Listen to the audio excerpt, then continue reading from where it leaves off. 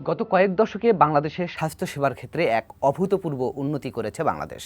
তৈরি হয়েছে এখানে বিশ্বমানের হাসপাতাল এবং বিশেষজ্ঞ ডাক্তাররাও। সেই সঙ্গে এখানে চিকিৎসার ক্ষেত্রে ব্যবহার করা হচ্ছে বিশ্বমানের যন্ত্রপাতিও। কিন্তু তারপরেও এই চিত্রের বিপরীতে আমরা দেখি প্রতি বছর লক্ষ লক্ষ রোগী চিকিৎসার জন্য দেশের বাইরে যাচ্ছেন। কিন্তু কেন যাচ্ছেন এবং এর প্রভাব দেশের স্বাস্থ্যক্ষেত্রের উপর কিংবা দেশের চিকিৎসা সেবার উপর কী ইম্প্যাক্ট পড়ছে সে নিয়ে আজকে আমরা সাজিয়েছি আমাদের popular life insurance company limited বিস্টক অনুষ্ঠানে। আপনাদের সাথে আছি আমি গোলাম কাদির রবু, আর আলোচনায় আজ অংশ নিচ্ছেন ইউনিভার্সাল মেডিকেল কলেজ হাসপাতালের ব্যবস্থাপনা পরিচালক ডাক্তার আশিস কুমার চক্রবর্তী। জনাব আশিস কুমার চক্রবর্তী, আপনাকে স্বাগত জানাচ্ছি আমাদের এই বিস্টক আলোচনায়। এটিএন নিউজকে ধন্যবাদ আমাকে আমন্ত্রণ জানানোর জন্য। জি, আমি শুরুতেই যে কথাটি বললাম, এই যে আমাদের এত অর্জন, তারপরে এই চিত্রের বিপরীতে কেন আমাদের এই অবস্থা, কেন এখনও মানুষ দেশের বাইরে চিকিৎসার জন্য যাচ্ছে প্রতি বছর? ধন্যবাদ। একটি গুরুত্বপূর্ণ বিষয়। আসলে এটি আপনি কখনোই বন্ধ করতে পারবেন না। এটি একটা শ্রেণীর মানুষ, তাদের সংখ্যা হয়তো 5%-এরও নিচে, তারা বিদেশ যাবেই। এটা তাদের যতটা না চিকিৎসার প্রয়োজনে তার থেকেও বেশি তার সামাজিক মর্যাদা আমার কাছে কখনো কখনো মনে হয়। কারণ আমি মাঝে মাঝে দেখেছি আমার কাছে অনেক রোগী তাদের ফাইলগুলি নিয়ে আসে, সিঙ্গাপুরের মাউন্ট এলিজাবেথ হসপিটাল কিংবা গ্ল্যানেগেলসের ফাইলস এসে দেখেছি খুবই সাধারণ কিছু টেস্টের জন্য গেছে। আমি যখন পাতাগুলি উল্টাই খুব ইজিলি, তখন আমাকে বলে যে দাদা এটা সিঙ্গাপুরের রিপোর্ট, আপনি এত এইভাবে দেখছেন কেন? আমি বলছি আপনি যে টেস্টগুলি করে আসছেন সবগুলি আমাদের হাসপাতালে হয় এবং বাংলাদেশে খুব অ্যাভেলেবেলই হয়। হ্যাঁ, তবে কিছু কিছু চিকিৎসা আছে যার জন্য এখনও বিদেশ যেতে হচ্ছে, তবে অচিরেই সেটিও বন্ধ হয়ে যাবে। আমরা যেমন অঙ্গ প্রতিস্থাপনে বা অর্গান ট্রান্সপ্ল্যান্টেশনে কিছুটা পিছিয়ে ছিলাম, এটিও কিন্তু যদি আপনি কয়েক বছর দেখেন বেশ সাফল্যের মুখ দেখেছে। কিডনি ট্রান্সপ্ল্যান্টেশন মাঝখানে বন্ধ থাকলেও অনেক দূরে গিয়েছে। লিভার ট্রান্সপ্ল্যান্টেশন কিন্তু সাকসেসফুলি বেশ কয়েকটা হয়েছে, যেখানে ডোনার এবং রেসিপিয়েন্ট দুজনেই ভালো আছে। এবং বোন মেরু ট্রান্সপ্ল্যান্টেশন, বোন অ্যান্ড জয়েন্ট রিপ্লেসমেন্ট, এগুলি হরহামেশাই হচ্ছে। সুতরাং বিদেশ যাবার একসময় দেখেন হৃদরোগ চিকিৎসা মানে কার্ডিয়াক ট্রিটমেন্টের একটা এনজিওগ্রাম করার জন্য রোগীকে মিনিমাম ভারতে যেতে হতো। এখন বাংলাদেশে 50টির বেশি কার্ডিয়াক সেন্টার রয়েছে এবং আরও বেশ কয়েকটি আসছে। সুতরাং যদি রাইট টাইমে হাসপাতালে পৌঁছা যায় তাহলে কিন্তু হৃদরোগের কোনো চিকিৎসার অভাবে কোনো রোগী মারা যাবে না। কিন্তু আনফর্চুনেটলি সাডেন ডেথ সারা পৃথিবীতেই, হার্ট অ্যাটাক বা হৃদরোগ মৃত্যু ঝুঁকি। আপনি রেনাল ফেলিওর বা কিডনির যদি কোনো ফেলিওর হয়, কোনো রোগী কিন্তু তাৎক্ষণিক মারা যাবে না। আস্তে আস্তে ধীর গতিতে কিডনি বিকল হবে, অ্যাকিউট কিডনি বিকল হবে, ডায়ালাইসিস লাগবে, then the process of going down. কিন্তু অ্যাকিউট হার্ট অ্যাটাক বা হার্ট ফেলিওর নিয়ে যে পেশেন্টগুলি আসে তারা হচ্ছে তাৎক্ষণিকভাবেই অনেক সময় হাসপাতালে পৌঁছতে পারে না। আমরা কিন্তু হসপিটালের গেইটে অনেক সময় রোগীকে মৃত পাই। দেখা গেছে যে বুকে ব্যথা ছিল, এটাকে গুরুত্ব দেওয়া হচ্ছে না, বা এগুলিকে গ্যাসের ব্যথা মনে করা হচ্ছে, তেল মালিশ করছি ইত্যাদি ইত্যাদি।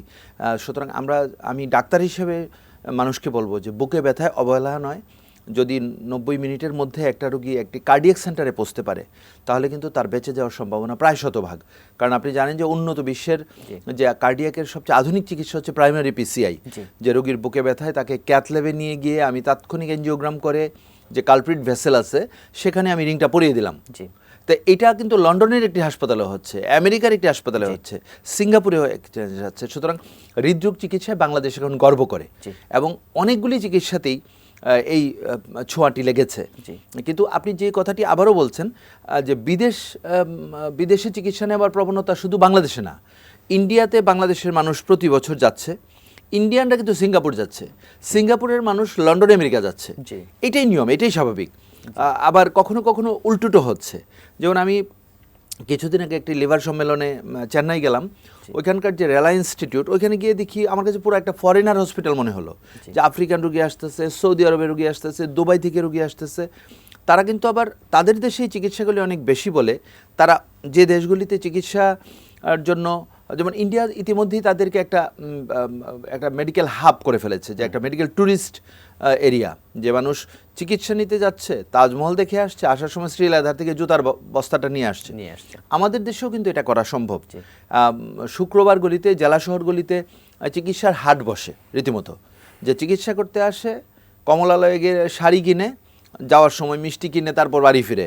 সো এরকম আর কি চিত্রটি। সুতরাং বিদেশের যাওয়ার যে বিষয়টা, এটি আমার কাছে মনে হচ্ছে মানে খুবই সামান্য মানুষের, কিন্তু তারপরেও প্রতি বছর প্রায় আমার কাছে মনে হচ্ছে 3.5 থেকে 4 বিলিয়ন US ডলার বিদেশে চলে যাচ্ছে, যেটা দিয়ে একটি পদ্মা সেতু করা সম্ভব। জি এক্স্যাক্টলি, জি আপনি যেটি বলছিলেন, হ্যাঁ এই যে ডলার চলে যাচ্ছে, এখন তো ডলারের ক্রাইসিস, তো সেই মুহূর্তে যখন প্রচুর ডলার আমাদের খরচ হচ্ছে বাইরে বিদেশে চিকিৎসা নেওয়ার জন্য, তো সেটাও তো একটা বড় ইম্প্যাক্ট।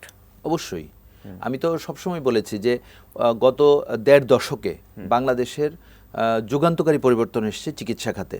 সরকারি বেসরকারি দুই সেক্টরই। একসময় খালি মনে করা হতো যে আপনি একটা জিনিস জানেন, বা আমি জনগণকে জানাতে চাই যে 63% চিকিৎসা সেবা কিন্তু বেসরকারি স্বাস্থ্য খাত দিয়ে থাকে।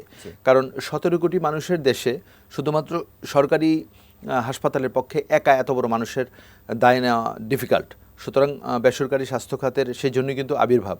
এবং ছোট ছোট ডায়াগনস্টিক সেন্টার, ক্লিনিক থেকে শুরু করে বিশ্বমানের হাসপাতাল কিন্তু বাংলাদেশে আছে। সুতরাং এই জায়গাটায় আপনাদের মিডিয়ার একটি ইতিবাচক দৃষ্টিভঙ্গির প্রয়োজন।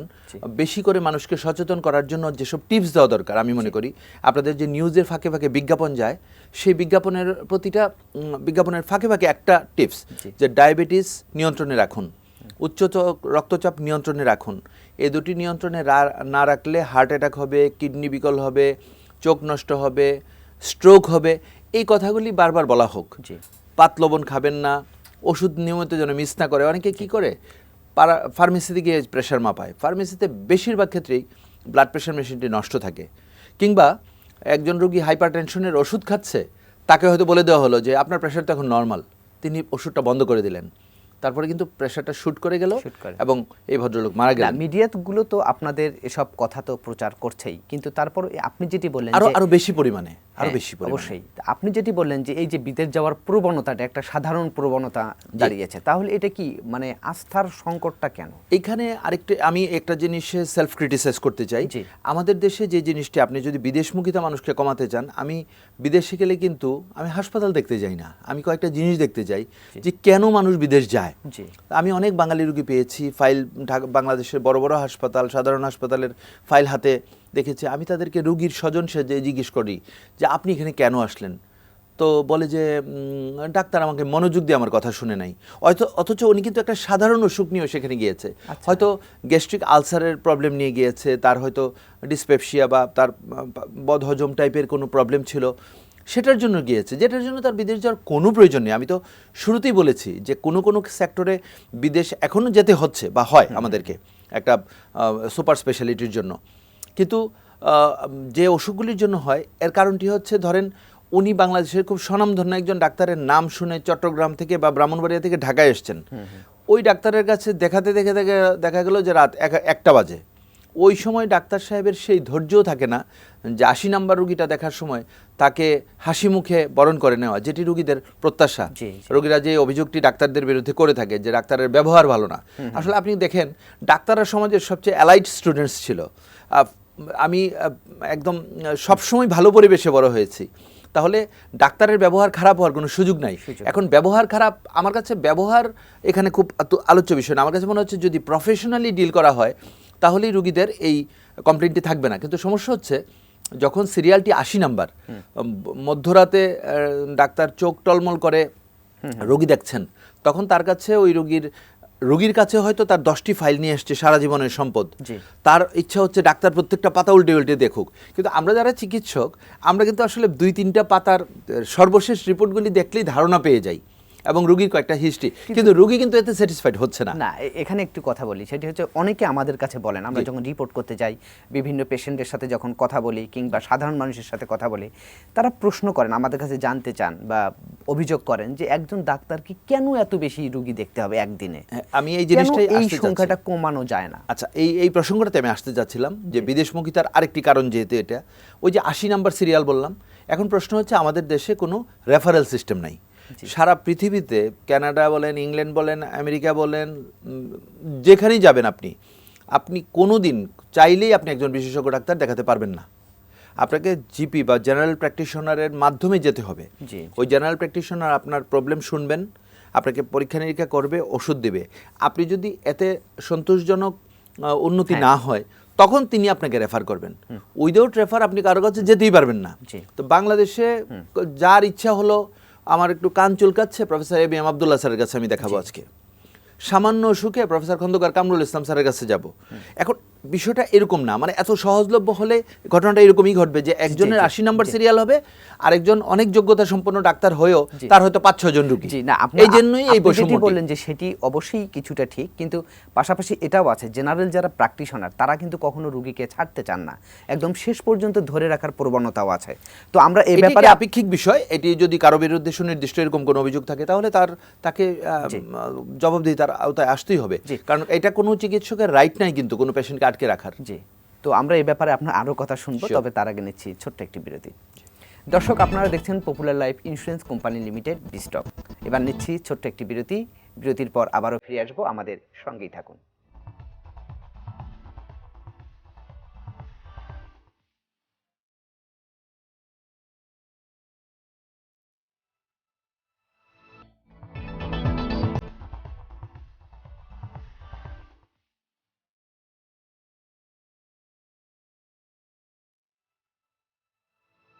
দর্শক, বিরতির পর আমরা আবারও ফিরে এলাম popular life insurance company limited বিস্টক অনুষ্ঠানে। আজ আমরা আলোচনা করছি দেশের চিকিৎসা সেবার নানা দিক নিয়ে। আমাদের সাথে আছেন ইউনিভার্সাল মেডিকেল কলেজ এবং হাসপাতালের ব্যবস্থাপনা পরিচালক ডাক্তার আশিস কুমার চক্রবর্তী। জি, আমরা যে বিষয়ে আলোচনা করছিলাম, এই যে আমরা দেখি যে ডাক্তাররা যখন সরকারি হাসপাতালে যখন চিকিৎসা সেবা দেন তখন তাদের আচরণ একরকম থাকে, কিন্তু সেই ডাক্তারে যখন প্রাইভেট মেডিকেলে কিংবা ডায়াগনস্টিক সেন্টারে যখন রোগীদের সাথে কথা বলেন, সেবা দেন, তখন তাদের আর এক রকম। এই বিপরীত ইয়েটা কেন? আচ্ছা, আসলে এইটা একটি আপেক্ষিক প্রশ্ন। সব ক্ষেত্রে যে এরকম হচ্ছে তা না, সব ডাক্তারই যে সরকারি হাসপাতালে রোগীর সাথে, বেশিরভাগ ক্ষেত্রে এটা দেখা যায়। সেই ক্ষেত্রে যদি সুনির্দিষ্ট কোনো কারো বিরুদ্ধে অভিযোগ থাকে, কারণ সরকারি হাসপাতালে বসে তাকে রোগীর সাথে তাচ্ছিল্যপূর্ণ আচরণ করতে দেওয়ার কথা কেউ বলেনি, এরকম কোনো নির্দেশনাও নাই। হ্যাঁ, হতে পারে যে রোগীর সংখ্যা বেশির কারণে আমি প্রাইভেট হাসপাতালে যদি 20টা রোগী দেখি, তার যেভাবে হিস্ট্রি নিয়ে তাকে ক্লিনিক্যাল এক্সামিনেশন করে মনোযোগ দিয়ে ইনভেস্টিগেশনগুলি দেখে চিকিৎসা দেওয়ার সুযোগ পাই, এবং সেগুলির জন্য যে কাঠামোগত বিষয় রয়েছে, কিন্তু আপনি দেখা গেল যে সরকারি হাসপাতালে হয়তো 100 জন রোগীর সাথে আবার একজন করে 100 জন আসলে 200 জন, তাদের বসারও জায়গা নাই, তাদের হয়তো ভেন্টিলেশনের ব্যবস্থা ঠিকমতো পাচ্ছে না রোগীরা, যার ফলে তারা কিন্তু সামগ্রিকভাবে এজিটেশন ভুগছে, যার ফলে মানুষের মধ্যে একটা প্রবণতা আছে যে শুধুমাত্র চিকিৎসককে দোষারোপ করার। আপনি দেখেন চিকিৎসা ব্যবস্থায় কিন্তু চিকিৎসক একটা মাত্র অংশ পালন করে, যে চিকিৎসার অংশটি শুধুমাত্র করে, তার সাথে কিন্তু আরো অনেক মানুষ সংশ্লিষ্ট রয়েছে, ডাক্তার, নার্স, পিসিএ, আয়া, হুইল চেয়ার, ট্রলি বয়, সবাই।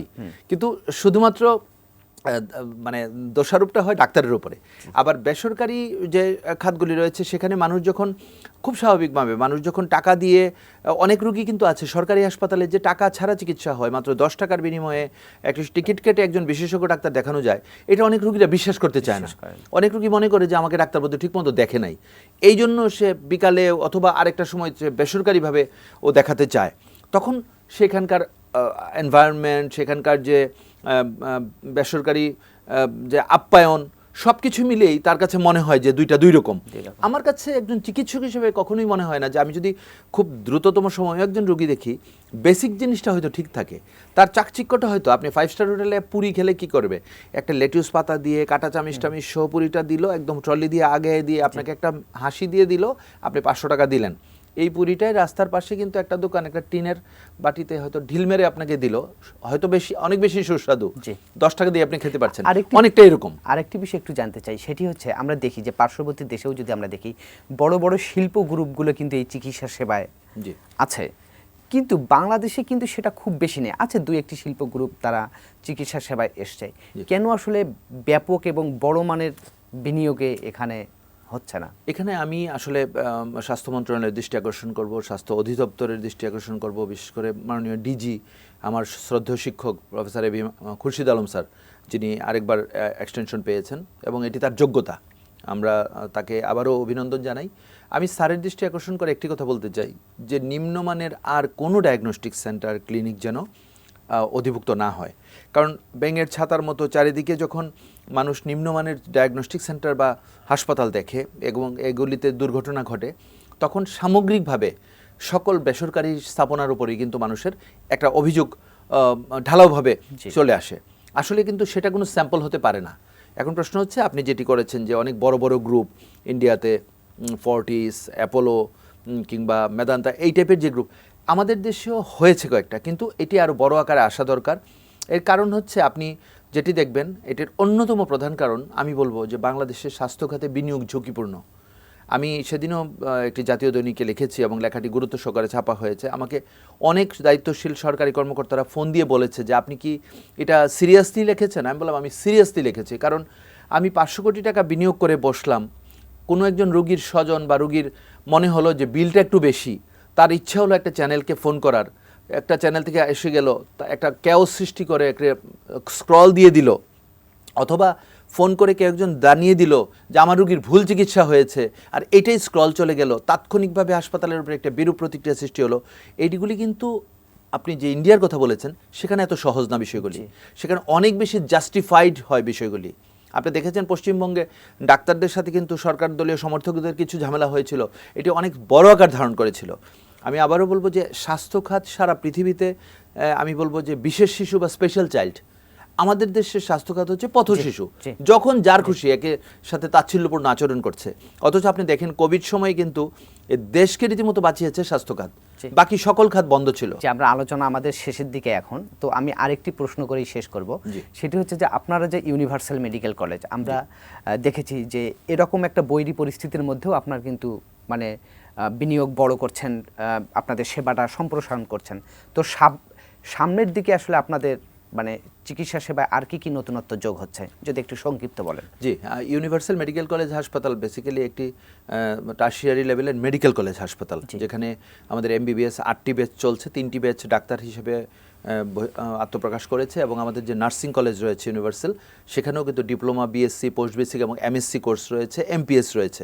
আমরা স্বাস্থ্যসেবা এবং স্বাস্থ্য চিকিৎসায় কাজ করে যাচ্ছি। আমাদের স্বপ্ন আকাশচূড়া, আমাদের সুপার স্পেশালিটি ফার্স্ট শয্যা বিশিষ্ট ইউনিভার্সাল দ্য মেডিসিটির নির্মাণ কাজ চলছে, যেখানে অঙ্গ প্রতিস্থাপন সহ উন্নত বিশ্বের সকল সুবিধা বিদ্যমান থাকবে, এক ছাদের নিচে সকল সুবিধা থাকবে। এবং আমাদের cardiac centre, critical care, gynae obs, paediatrics, neonatology এবং ক্রিটিক্যাল কেয়ার, এগুলি কিন্তু একদম 24 ঘন্টা আমাদের সার্ভিস চালু রয়েছে। এবং আমরা যেটি বলতে চাই যে উন্নত বিশ্বের সকল চিকিৎসা সেবার অনেকটাই আমরা স্থাপন করেছি। আমরা নতুন কি জিনিস স্থাপন করতে চাচ্ছি, আপনি বলেছেন যে আমরা একটা one stop hepatobiliary pancreatic centre করব, যেটির কাজ চলছে ইতিমধ্যে, যে লিভারের রোগী, প্যানক্রিয়াসের রোগী বা পিত্তনালী, পিত্তথলির যে সকল সমস্যা রয়েছে তাদের সার্জারি, তাদের লিভার ICU স্থাপন এবং যে বিভিন্ন প্রযুক্তিগত বিষয়। একসময় লিভারে চর্বি জমাটাকে আমরা খুব সাধারণভাবে দেখতাম, এখন কিন্তু ফাইব্রোস্ক্যানের মাধ্যমে এটির চর্বির পরিমাণ জেনে কিন্তু এটা ভবিষ্যতে লিভার সিরোসিস বা লিভার ক্যান্সার হয় কিনা সেটাও কিন্তু আমরা মানুষকে জানানোর চেষ্টা করছি। সো এবং পরবর্তীতে আমাদের চূড়ান্ত স্বপ্ন হচ্ছে লিভার প্রতিস্থাপন বা লিভার ট্রান্সপ্লান্টেশন যেটি বলা হয়। তো কিন্তু এটার জন্য প্রয়োজন হচ্ছে সরকারের সুদৃষ্টি। স্বাস্থ্য খাতকে সেবা খাত বলা হয়ে থাকলেও আমরা কিন্তু সেবা খাতের কোনো শুধুমাত্র নামমাত্রই, আমাকে ওয়াসার পানি কিংবা বিদ্যুতের বিল প্রত্যেকটা সাধারণ মানুষের মতোই দিতে হচ্ছে, ব্যাংক ইন্টারেস্টকে একবারে নর্মালি দিতে হচ্ছে। বিদেশে কিন্তু স্বাস্থ্য খাতে লং টার্ম ডেট দিচ্ছে 1 to 3% ইন্টারেস্ট দিচ্ছে, স্বাস্থ্য খাতকে কিন্তু এইরকম প্রণোদনা দিতে হবে। আমরা ডাইরেক্ট কোনো প্রণোদনা চাচ্ছি না, আমাদেরকে PPP আর্থিক সহযোগিতা করতে পারে। PPP যদি সহযোগিতা করে তাহলে কিন্তু আমরা সাধারণ মানুষকে স্বল্প মূল্যে চিকিৎসা করতে পারবো।